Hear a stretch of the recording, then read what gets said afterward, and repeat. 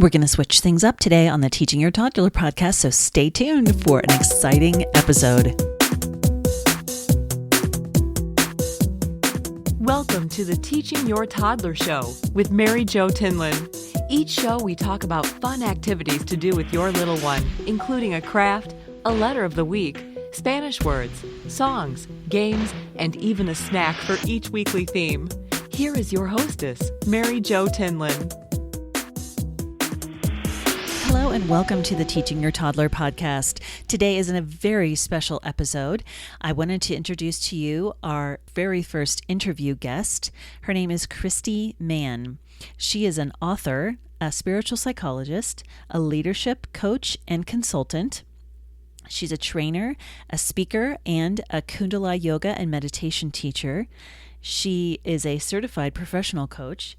She also has a BA in Media, Information, and Technoculture from the University of Western Ontario and a master's in spiritual psychology from the University of Santa Monica. She is the author of a relatively new book series called The Adventures of Lil Sass, which teach emotional wellness for children, but also for adults. And we're going to hear more about that right now. So please help me welcome our guest, Christie Mann. Hello, Christie. Welcome to the show. Hi, Marijo. Good morning and morning to all your incredible listeners. Thanks for having me. Thank you so much. I'm so excited to have you as our very first interview guest and on this Teaching Your Toddler show. Thank you so much for being a part of this. I'm excited to talk about what we're going to talk about today. So first of all, let's start off with a little bit about your background. Tell us about yourself. Yeah, so I have spent the better bulk of the past 15 years in the field of leadership development and actually working with adults. And through that process, one of the things that I've learned is adults are more likely to connect to their emotions when they're speaking about the children in their life, or they're connecting even to younger parts of themselves. So more recently, I am a best-selling author of a self-published series called The Adventures of Lil Sass. It's a series of emotional wellness books for children. But Marijo, as I've told you before, the books are really for adults because what I'm wanting to do is create a conversation about the fact that we are emotional beings, and it's okay to have our emotions, and give both adults and children's tools and ways to talk about emotions and ways to actually process emotions in a healthy and responsible way. And so, and just a little bit more about me, I've really merged my passion for developing leaders and this quest I'm on to really make it safe for us to have our emotions. And I'm using my background in Kundalini Yoga and meditation, as well as my master's training in spiritual psychology. And I'm bringing it all together and have created a body of work that I'm calling emotional leadership. And so that's a little bit about me. And I'm sure as we talk, more will come out. But I'm so happy to be here with you and on your great show and connect with your audience. Thank you so much. That's fantastic. So I want to hear a little bit more about emotional leadership. And I'm guessing let's talk a little bit about how do our emotions shape us as people? Yeah, it's a really good question. So I'm going to come at it just from my own personal experience, which is really how I've developed this body of work and how I wrote the books. So when I was 13, I experienced a traumatic event and my father actually went to jail. And I think for any of your listeners or yourself, when we experience trauma as youngsters, there's a lot of emotions that may or may not get processed. So specifically, I know in my generation, it was very rare that you would have adults or parents around you that knew how to help you be with your emotions. So I think emotions shape us by the stories we're told, the conditioning we receive about how to be with them. And the messages I received was, just suppress them. You're sad, but kind of suck it up and put on that bright face and that big smile and just pretend like everything's okay. And I think often for depending on gender, there's specific conditioning as well. Like boys will hear, don't cry, that's you're not a girl, or if a little girl or a woman is angry, we can be labeled the B word. And so I think the conditioning around emotions shape us in how we actually are with our emotions. And what I'm really, really passionate about in being in conversation with all of us around is the fact that when we suppress our emotions, it's what creates disease in our bodies, disease in our minds. And there's so much research and data, Marijo, about how suppressed emotions is leading to things like cancer and autoimmune deficiencies and cardiovascular issues. It's leading to mental health issues and anxiety, depression, insomnia. And so I think our emotions shape us tremendously. And it's just, there's no way around it. And one of the things I feel that as parents, parents and caregivers and all of us have children in our lives, whether or not they're our own, we can be more aware of how we are relating to our emotions, and therefore how we're talking to the children about how they're relating to their emotions. Wow. Yeah. So go into that a little bit more about like how you can talk to your children about how they're relating to their emotions, because it did sound like you had a void, and as a general population, we do have a void there. We don't recognize that. Like you said, boys don't cry, don't stop, stop doing that, whatever, stop crying, right? We always do that because we get uncomfortable. But what should we do as parents to recognize that in ourselves and then also help our children? It's great. I mean, the first thing I want to do is just acknowledge parents and anyone taking care of children, because what I do know is that it takes a great level of patience and consciousness to always be really aware of your own emotions and the way you're being with them, and then how you're talking to your children about that. So I just want to acknowledge that, it's a hard gig, and that what I would love to see and encourage caregivers and parents to do is to not tell children to suppress their emotions. So if they are crying because their feelings are hurt or something has happened that has brought up sadness, really just what we say in my field is hold a neutral space. And what that means is, with kids, with most children, the emotions pass pretty quickly. So if we're just there, neutral, not saying stop it or trying to put it away, but rather just allow it, it passes so quickly. And we can see that, the next second they're happy and they're joyful, and then maybe they get angry. And that's the beautiful thing about children, and where we can continue to learn from the children in our lives, is that they have emotional flexibility. As we get older, we get conditioning and we get these messages that it's not okay to have our emotions. So we lose that flexibility. So my main point would be just to allow the emotion, knowing that with most children, it does pass. And if we don't try to really suppress it, it allows them to just be more emotionally resilient, which is ultimately what we want to create in our children.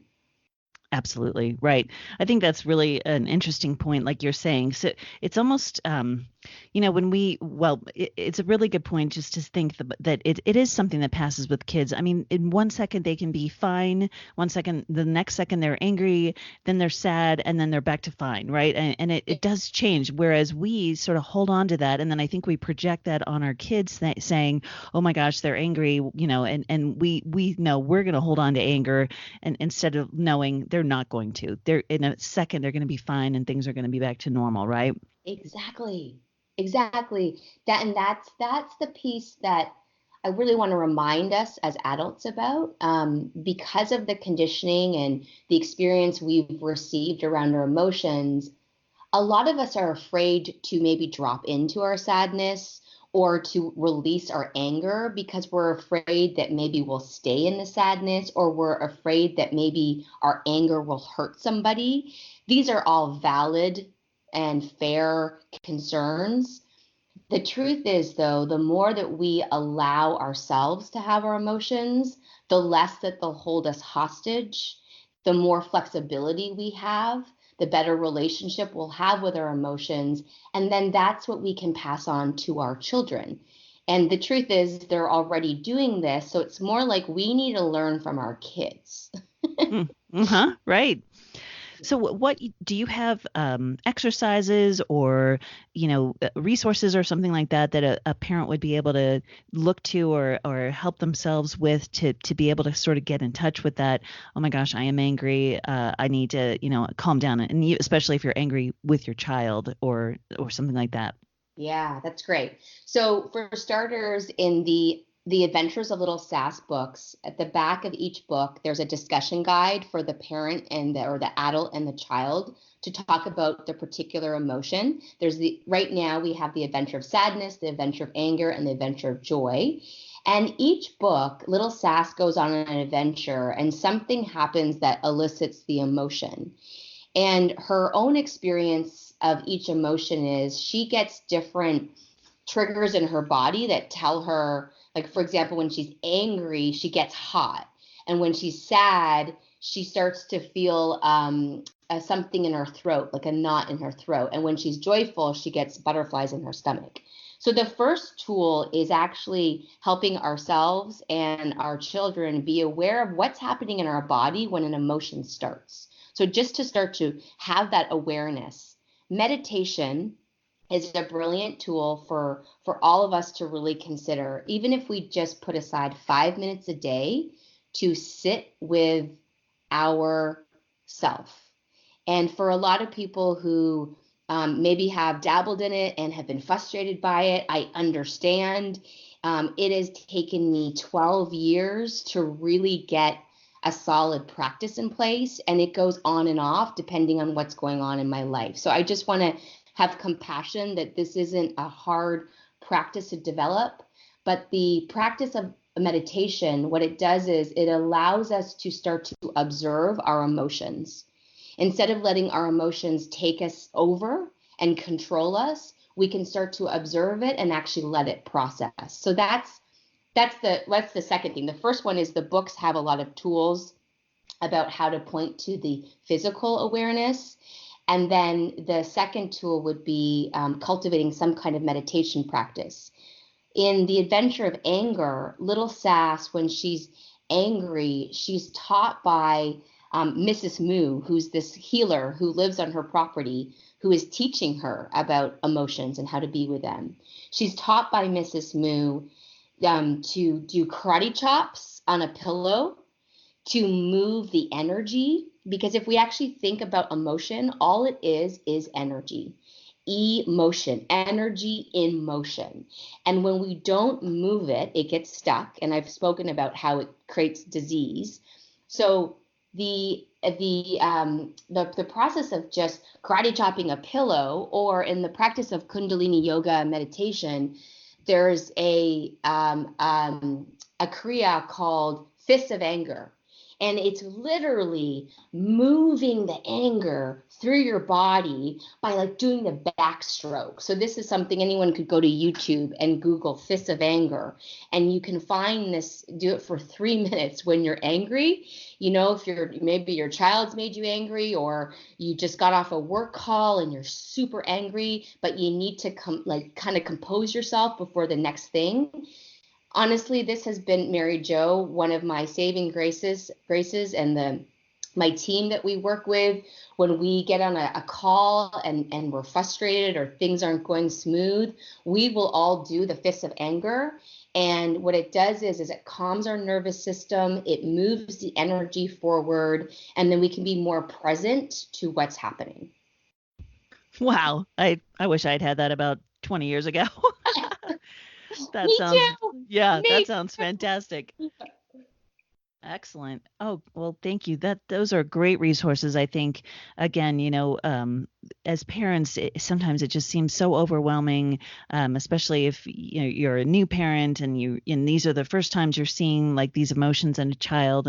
And again, it goes back to recognizing that from within yourself, like what's bugging you about that from within yourself, not like your kid gets angry, big deal, right? But what's it triggering inside you, and I think to be able to recognize that inside yourself as a parent is really important.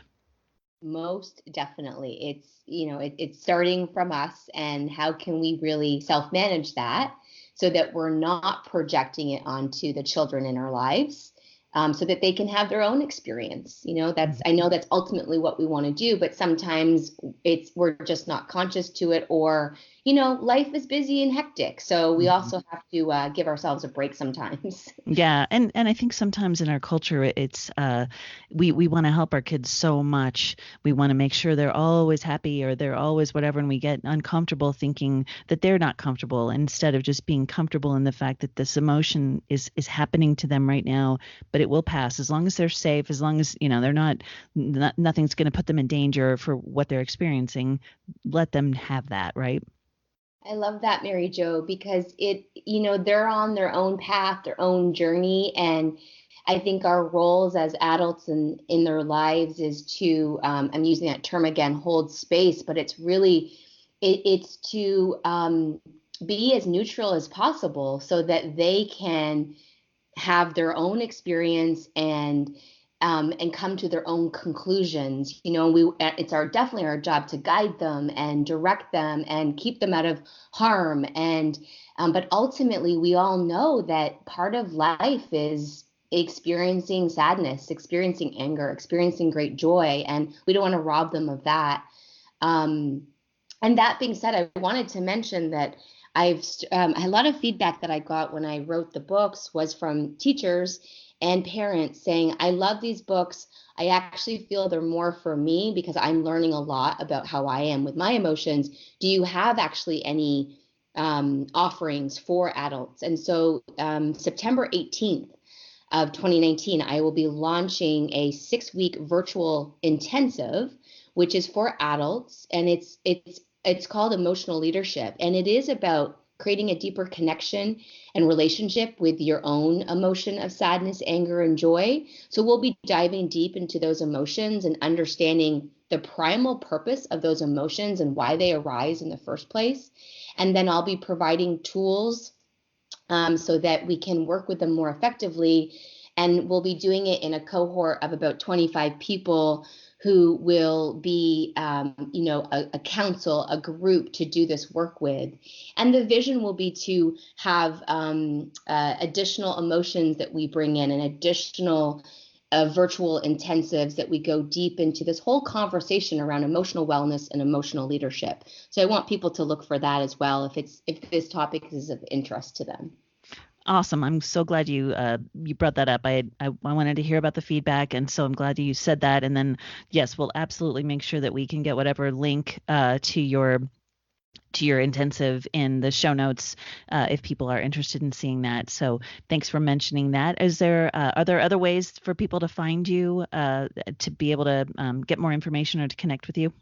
Definitely. So you can come to my website, www.christiemann.com, and that's spelled CHRISTIEMANN.com. And then also, I'd love for people to check out Lil Sass, and that's www.lilsass.com.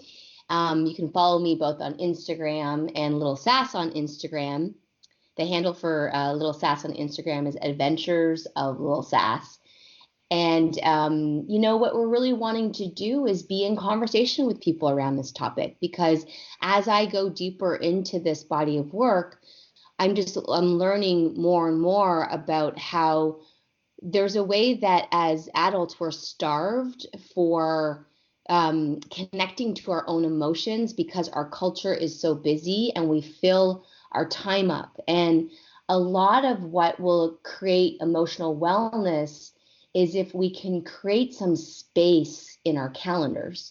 not just for ourselves, but for our children, because if we're constantly rushing from one event to the next, how can we actually know what's actually going on below the surface? It's very hard for us to connect. So it's something to be just very mindful of. Are we over scheduling? Is there a way that we could schedule no schedule? Maybe there's a half day a week that's just not scheduled, or a full day a week. These are some of the things that I'm interested in talking to people about, because I know from my own experience, when I create more space, the emotions come up, which is difficult because that means I need to be with it. I can't bypass it with my busyness. But I also know that it creates a much more fulfilled life. And I think ultimately that's what we're all after. Absolutely. I'm so glad you mentioned that, because I do. We've started doing that in our family on Friday night from 5 o'clock until Saturday night at 5 o'clock. We don't do anything. We don't do our chores. We don't check email. We don't, none of that stuff. And it's just a good rest day. And it helps so much in other ways, because then you're re-energized for when the week does start. It's like, oh yeah, okay, I had that rest, and we consciously took that. So I'm really glad you mentioned that. That's amazing that you do that. Thank you. Yeah, absolutely. That's brilliant. It's really brilliant. It's so important, Marijo. Thank you. It's really changed our life. So thank you so much for being on the show today. Do you have one last thought or one last takeaway that you would like the audience to hear? So one of the things Lil Sass says, Mrs. Moo, the healer that lives on her property and is helping her with her emotions, gives her a red cape and says, this is your cape. You're going to have sad days, angry days, joyful days. Use this cape to feel your emotions. That is your right as a human being. And before Lil Sass actually lets herself really fully experience her emotions, she puts on that cape and she says, cape on. And so what I want to say to all the brilliant listeners is put your cape on, reinvent what it means to be a superhero for you and the children in your life. Bring emotions back, and, just really create a space where it's okay to have emotions. And if you're interested in the books, they're available on Amazon. I would love for you to be part of what I'm calling the movement to bring emotions back. And just know that, making one shift in how we relate to our emotions can be significant for you and your children. And thank you. Thank you. Thank you so much. That's a great way to close the show. And again, so appreciate you, Christie, and appreciate having you on the show. And thank you again so much. I'll make sure that we get all these resources in the show notes for everyone so that they can find you and find out more about you and Lil Sass. So thanks again for joining us. Thank you, Marijo, and thanks to all the listeners. Cape on. Bye-bye. Bye. Thank you for joining us for the Teaching Your Toddler Show with Marijo Tinlin. We hope you had some fun and you got some great ideas for the week. Please subscribe to the podcast, like us on Facebook, and visit the website for all the links we discussed at www.teachingyourtoddler.com. This has been the Teaching Your Toddler Show with Marijo Tinlin. Until next time, keep teaching.